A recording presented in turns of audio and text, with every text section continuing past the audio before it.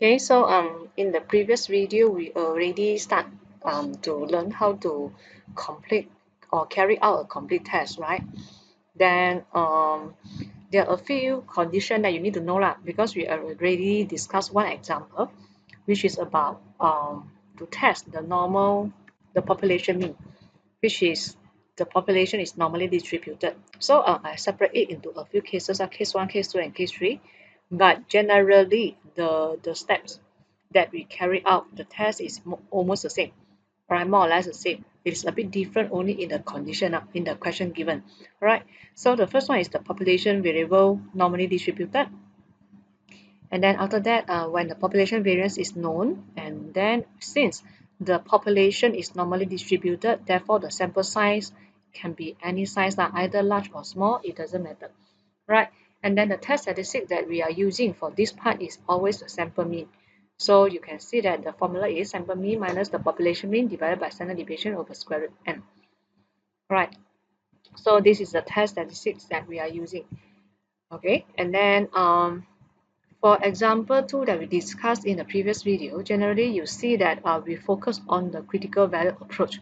So for this video, I'm still going to continue with critical value approach. All right, I'm not going to use the p-value yet until you are familiar with the process, with the step, that only we will start the p-value. Okay, so for example 2, it is case number 1 and it is two-tailed test. All right, so if you follow the steps that I show you here, you will see that roughly there are a few things that you must always include in your test. The first one is the alternative hypothesis. Of course, 1 mark will be given for that. And after that, you need to show them your critical value in your step also.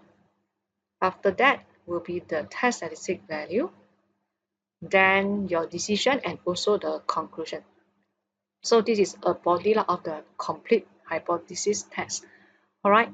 Okay, so if you proceed to example 3, it is still case number 1 and two-tailed test. So this example, I will just keep it for you to complete it. All right. I will just keep it for you to let you complete it. You can double check the answer in the Blackboard later. I will upload a PDF version of the answer, and then you can double check it on your own. Okay, for example 3. All right, so for this video, I'm not going to discuss in detail for the example 3. Okay, but I will want to focus on example 4. Okay, so if you look at example 4, again in the bracket, I still put it as case number 1, and it is one-tailed test left.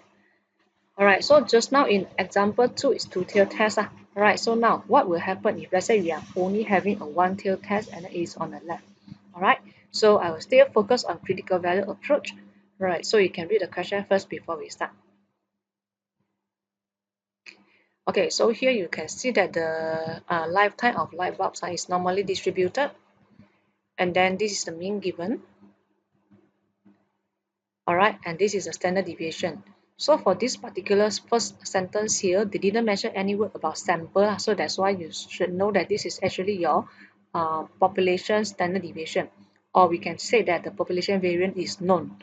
All right, and the word normally distributed tells you that the population is normally distributed. All right, so since population is normal and your variance is known, so later when they give you the sample size, right, the sample size using can be large, can be small, it doesn't matter. Right, so okay, if you continue to read the question here, a shopkeeper suspects that the light bulb does not last as long as it is clean. Okay, so as does not last as long as it is clean. This is an important keyword to help you to form your alternative hypothesis or your null and alternative hypothesis. All right, so if you look at this one, right, generally, what is the symbol that you can write? If let's say the mu, population mean, mu is the lifetime, all right, do not last as long as, so that means it should be smaller than what it is claimed, correct or not? So mu is smaller than a number. So if you look at this one, you know that this is your alternative hypothesis because it is without the equal sign. Okay, all right. Then after that, what else? Then he tests a random sample of 6 bulbs. And then these are the answer. Okay, these are the sample value. Then is there evidence at the 1% significance level that the bulbs last a shorter time than the manufacturer claims? So again, if you want, you can highlight the word shorter time also. This is also one of the keywords to help you to form the alternative and null hypothesis.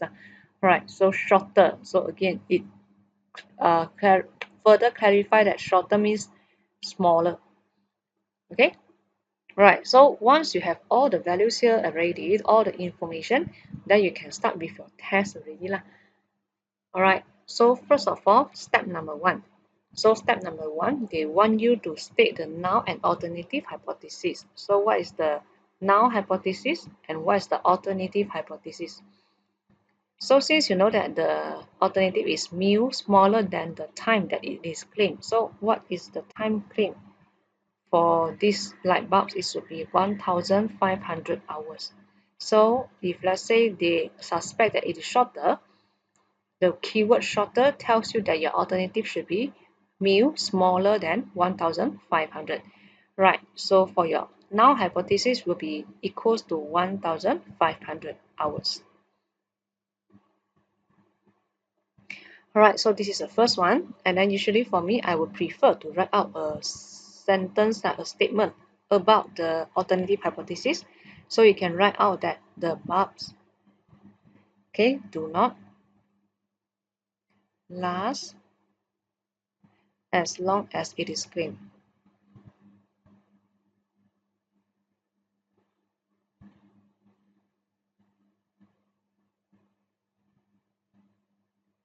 Alright, so this is my step number 1. State the null and alternative hypothesis. Okay, then after that I can go for step number 2. They want you to select a level of significance and after that find the critical value. Alright, so from here, again, in this question itself, they already give you the alpha, the significant level. Right, so the significant level is this one, 1%. So you should know that alpha equals to 0.01. Alright, then I will want to draw a graph, a normal graph to help me. Okay, so this is a normal graph. Alright, so now where is my rejection region? So again, you can look at your alternative hypothesis.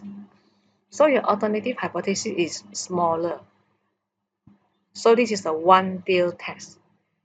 Okay, so for one-tail test, and some more this is smaller, your rejection region will be on the left-hand side of the graph only. Only one rejection region. Two-tail test got 2, right? You can refer back to the example 2 video. Alright, so this one is only one rejection region, only on the left. How I know? Because smaller. So if larger, then the rejection region will be on the right. Okay, then once I draw already, so I know that this rejection region is 0.01 and this one is 0.99. This whole white color part are the acceptance region. Okay, then from here, I actually want to find out the critical value here that separate the rejection and acceptance region. So what is the critical value?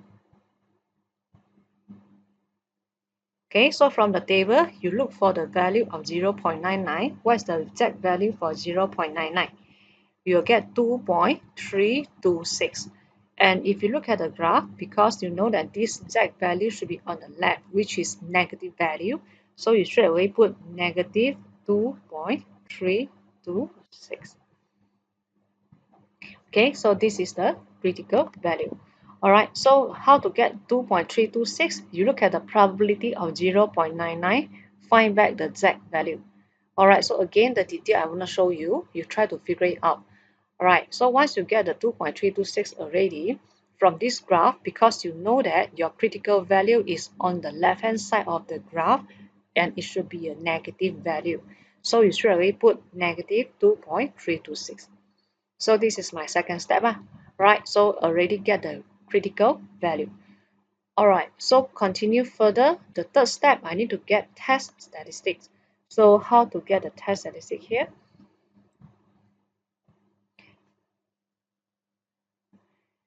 Okay, so test statistic.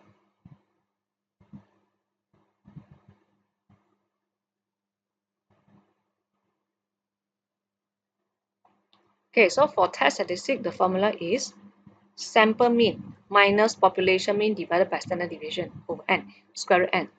Right. Okay, sorry. So I think because I don't have the sample mean yet, so I need to calculate the sample mean first. Okay, so how to get the sample mean? So you take all the value that you get from the sample, 1472, plus all the data from the sample, okay, 1591 divided by 6. Okay, so you get 1468.5.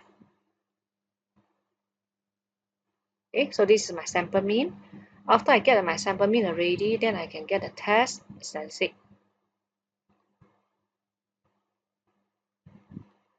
Okay, so to get the test statistic formula is Z equals to sample mean minus the population mean divided by standard deviation. So standard deviation given on top is 30 over square root n. So from here you get your test statistic, which is negative 2.572.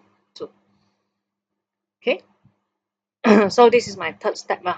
Then the fourth step is you need to make a decision and then you write out the conclusion. Alright, so now to make a decision, I need to take this test statistic value and put it into my graph.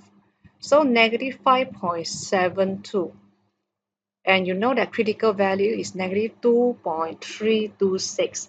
So if you want to put negative 2.572 in the graph, it might be in this value, in this part.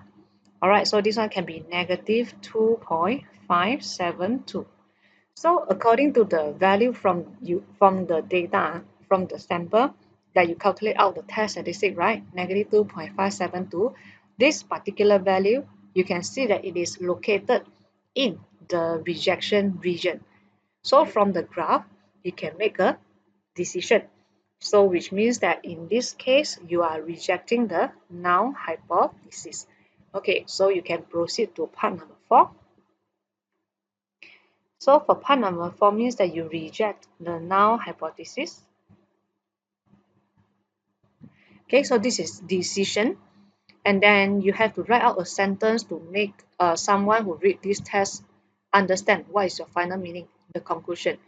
Alright, so since you reject the null hypothesis, which means that according to the test here, right, the alternative hypothesis should be something not to be rejected, correct or not? So that means this is something, the conclusion is something related to this. Alright, the alternative hypothesis. So you can just copy this sentence as a conclusion. So we can say that the bulbs does not or do not last as long as it's clean. Right, so we can write the bulbs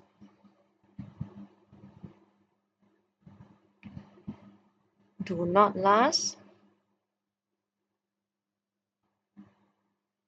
as long as is clean.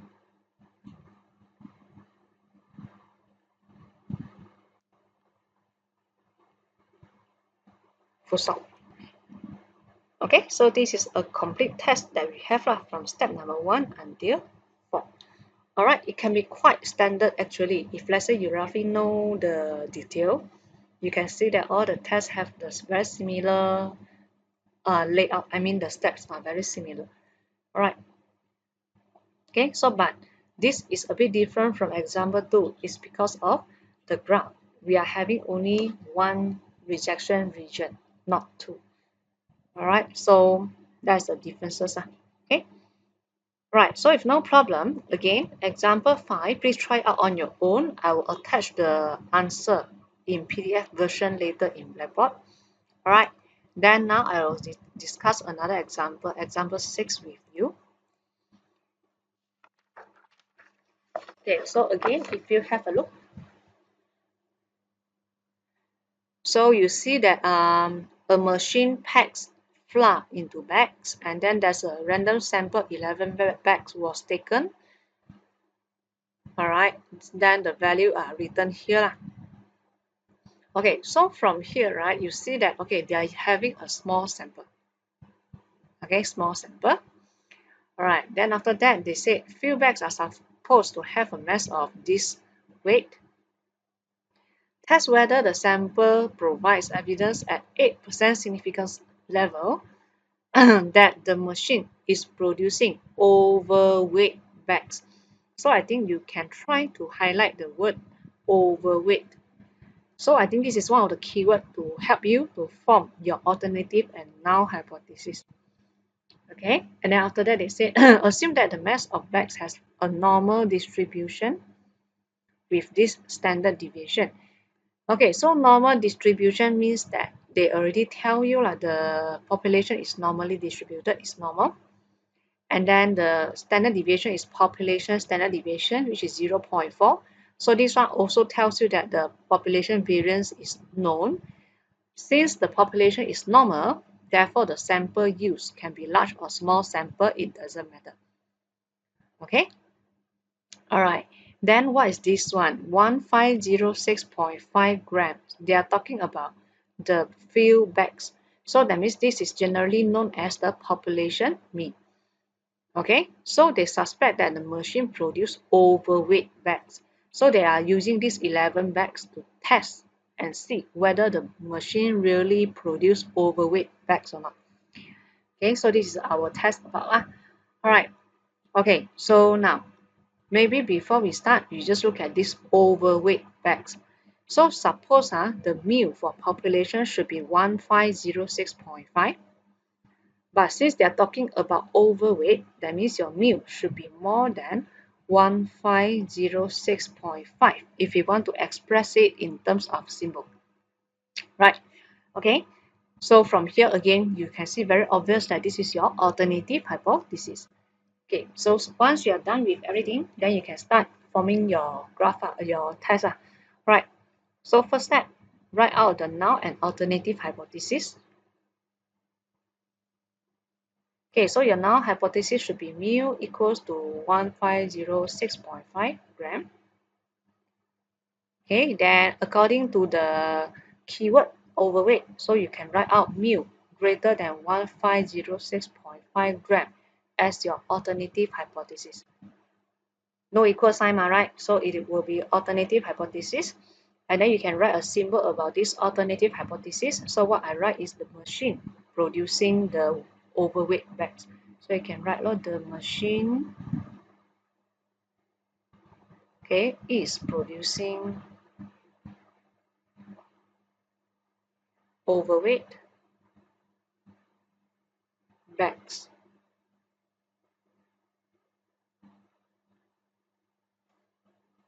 Okay, so this is what we have for our step number 1. You form the null and alternative hypothesis.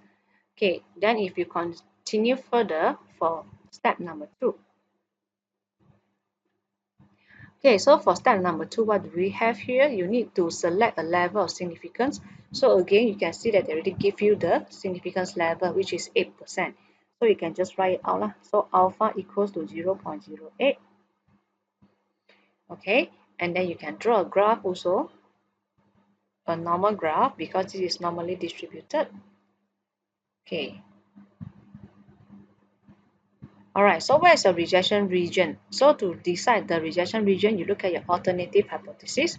So this is a one-tail test because it is non-equal sign, right? So this is one-tail test, and then it's greater than. So greater than means that your rejection region should be on the right-hand side. Okay, and this small area here will be 0.08. Then this large area here should be 0.92 lah. Okay, so now I need to find out the critical value.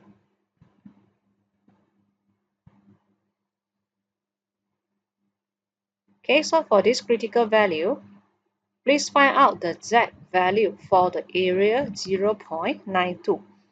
So from the graph or maybe from your normal distribution table, if you try to find out the Z value for 0.92 area, the answer should be 1.406. Okay, so this is your critical value. you try to figure out and see whether you can get the answer or not for 1.406. All right, since it needs some time or some technique. All right, so it will be good if you can practice here. All right, so the answer is 1.406. This is my second step. I already found out the critical value. Okay, then I will proceed to the third step. So for the third step here, it will be test statistics. So again, I need to get the sample mean before I can calculate test statistic. So what's the sample mean here? You use all the data from the sample, you add them together,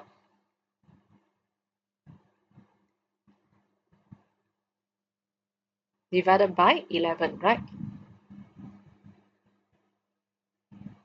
Okay, so for the sample mean that you get should be 1506 point, I think it's 672727. Okay, then once you have the sample mean already, you calculate the test statistic. Okay, so what is the value for test statistics? So sample mean minus the population mean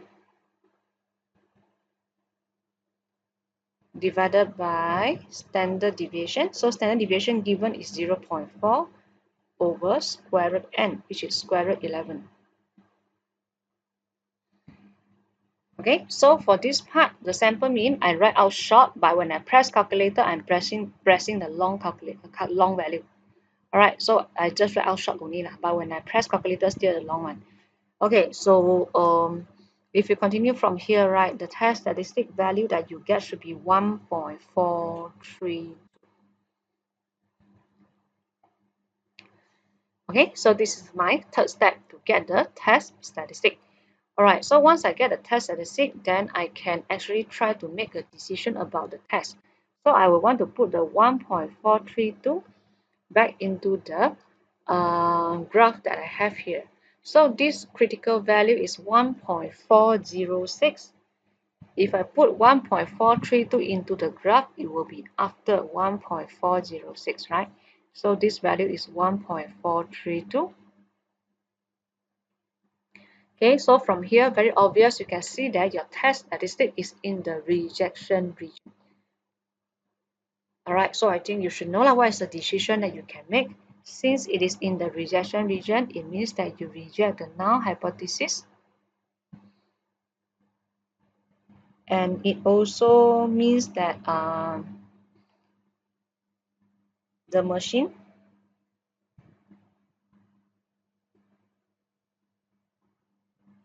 okay, so the machine is producing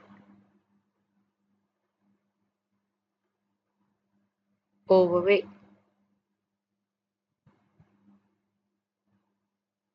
bets. All right, so this is our step 4 lah, writing out the decision and also the conclusion. Okay, all right, so generally you can see that I believe that you should have an idea already about all the steps here, right, when you want to carry out a test. Right, so just a few more points to add on. All right, so we are talking about the conclusion, right? You will see that for some of the book, they will write out the conclusion in another way. They usually will include the word enough evidence or not. So like this one, sometimes for some of the reference book, they will write it out like this. There is enough evidence to show that the machine is producing overweight bat.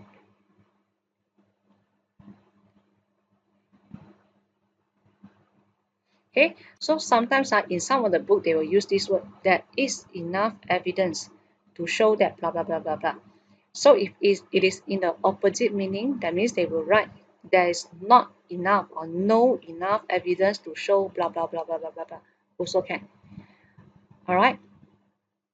So if let's say their base sentence is like this, if let's say you are having fail or do not reject null hypothesis on, then they'll just write out here, there's no enough evidence to show that blah blah blah blah blah.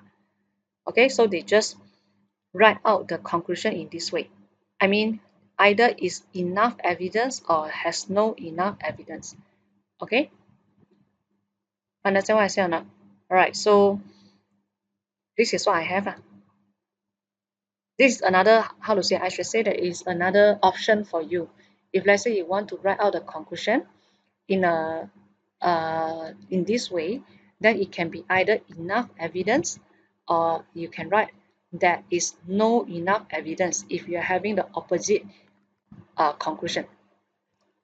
So to some of the student, they might find that this is easier. All right, up to you. Actually, both are okay one. Right. Okay, so this is example 6. So we discussed 3 examples in 2 videos. Alright, so you can see that first video is two-tailed test where you are having rejection region at both ends. And then for this video, we discuss all the one-tailed tests. Right, and then one of the example, the rejection region is on the left, another one is on the right. So you just need to try to practice all this, try to figure out the details and then try to practice. Alright, so example 7 also I will just leave it for you, and I will upload the answer in PDF version later for example 7. Okay, so if you have no problem, then I will stop here for this video, and then in the next video we might continue to case number 2 or 3, or maybe we will focus on the p-value approach first before we continue the case 2 and 3. Alright.